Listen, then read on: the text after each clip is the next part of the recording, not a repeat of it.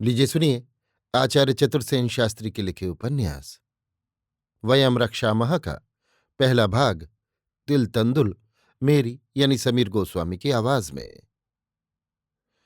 कज्जलकूट के समान गहन श्यामल अनावृत उन्मुख यौवन, नीलमणि सी ज्योतिर्मयी बड़ी बड़ी आंखें, तीखे कटाक्षों से भरपूर, जिनमें मध्यसिक्त लाल डोरे, मदघूर्णित दृष्टि, कंबुग्रीवा पर अधर धरे से गहरे लाल उत्फुल्ल अधर, उज्ज्वल हीर का वली सी धवल दंत पंक्ति, संपुष्ट प्रतिबिंबित कपोल और प्रलय मेघ सी सघन गहन काली घुंघराली मुक्त कुंतलावली, जिनमें गुथे ताजे कमलदल शतदल, कंठ में स्वर्ण तार ग्रथित गुंजामाल, अनावृत उन्मुख अचल यौवन युगल पर निरंतर आघात करता हुआ अंशुफलक, मांसल भुजाओं में स्वर्ण वलय और क्षीण कटी में स्वर्ण मेखला, रक्तांबर मंडित संपुष्ट जघन नितंब, गुल्फ में स्वर्ण पैजनियां, उनके नीचे हेमतार सूत्र ग्रथित कच्छप चर्म उपानत आवृत चरण कमल,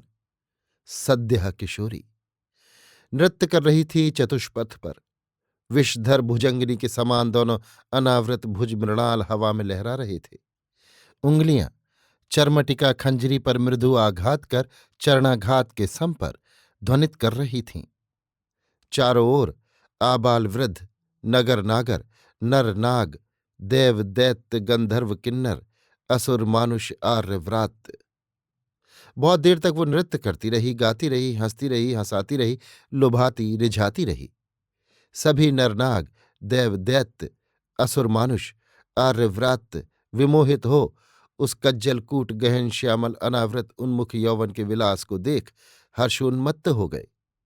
नृत्य की समाप्ति पर बालिका पर स्वर्णखंड बरसाने लगे।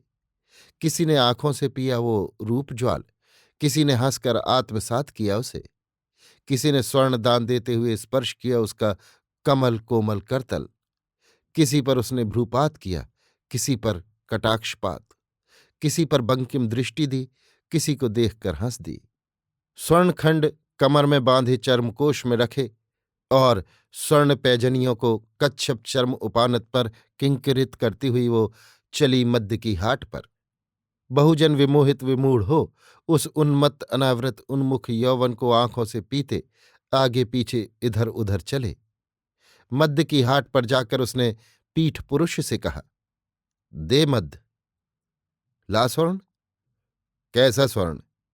वो जो अभी चर्मकोश में बांधा है। वो तो मात्र चरण के लिए है। तो मध्य यहां कहाँ है? इन भांडों में क्या गरल है? स्वर्ण जो नहीं देते उनके लिए गरल है, तो गरल ही दे। गरल देने की नगरपाल की आज्ञा नहीं है। मध्य लेना हो तो ले। पीठ पुरुष ने दांत निकाल दिए। ला, फिर मध्य दे। तो ला स्वर्ण। अरे मूढ़, कैसा स्वर्ण? मध्य क्या यों ही बटता है? शुल्क दे। नृत्य क्या देखा नहीं तूने? क्यों नहीं, नेत्रों को अवश्य देखना पड़ा, पर इसमें मेरा दोष नहीं। तू मेरी हाट के सामने आकर क्यों नाची? इतने में एक तरुण भीड़ से आगे आया। उसका किशोर वय था। उज्ज्वल श्यामवर्ण काकपक्ष ग्रीवा पर लहरा रहे थे। कमर में कृष्णाजिन, कंधे पर धनुष तूणीर, हाथ में शूल, विशाल वक्ष, बड़ी बड़ी आंखें, प्रशस्त ललाट, भीगती मसें, कुंचित भ्रुकुटी, केहरी सी कटी कठोर पिंडलियां, अभय मुद्रा, सुहास सिक्त अभिनंदित मुखश्री। तरुण ने एक स्वर्ण पीठ पुरुष के सामने फेंक कर कहा, स्वर्ण मैं देता हूं, तू उसे मध्य दे। पीठ पुरुष ने हंसकर स्वर्ण को परखा और मंजुषा में रख मध्य भांड उठाकर तरुणी को दे दिया। भांड को मुंह में लगाकर तरुणी गटागट मध्य पीने लगी। आधा भांड पीकर उसने तृप्त होकर सांस ली, जीभ से होंठों को चाटा, हंसी, फिर 2 कदम आगे बढ़ अपना अनावृत उन्मुख यौवन तरुण के वज्र वक्ष से बिल्कुल सटाकर घूर्णित मदरंजित कटाक्ष तरुण पर फेंक दोनों भुजाओं में मध्य भांड थाम ऊंचा कर उसे तरुण के होंठों से लगाकर कहा, अब तू पी। तरुण ने अपनी भुजाओं में तरुणी को समेट लिया। एक ही सांस में वो सारा मद्य पी गया। फिर उसने तरुणी के लाल लाल होंठों पर अपने मदसिक्त अधर रखकर कहा, अब चल। तरुणी हंस दी। उज्ज्वल हीर कावली के समान उसकी धवल दंत पंक्ति बिजली सी कौंध उठी।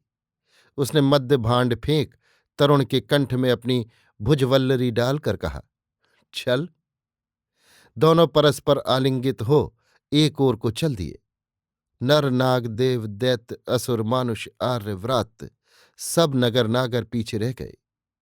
तरुण ने पूछा, तेरा ग्राम यहां कहाँ है? उस उपत्यका में, अर्जना के तट पर। और गोत्र? गोत्र भी वही है। कब वो आया है? इसी शरद ऋतु में। कहाँ से? काश्यप सागर तट से। काश्यप सागर तट पर क्या तेरा पुर है? वहां मात्र कुल रहता है। किस पुर में? हिरण्यपुर में। तू क्या असुर कुल से है? नहीं, दैत्य कुमारी हूं। और तू? मैं ऋषि कुमार हूं, पर मातृकुल मेरा भी दैत्य कुल से है। और पितृकुल? आर्यव्रात्य। कहाँ का है तू? आंध्रालय का।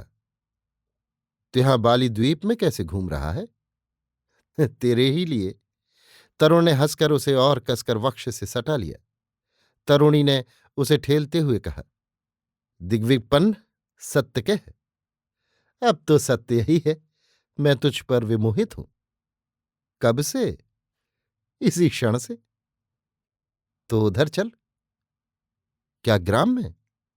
नहीं, उपत्यका के उस अंचल में। वहां क्या है?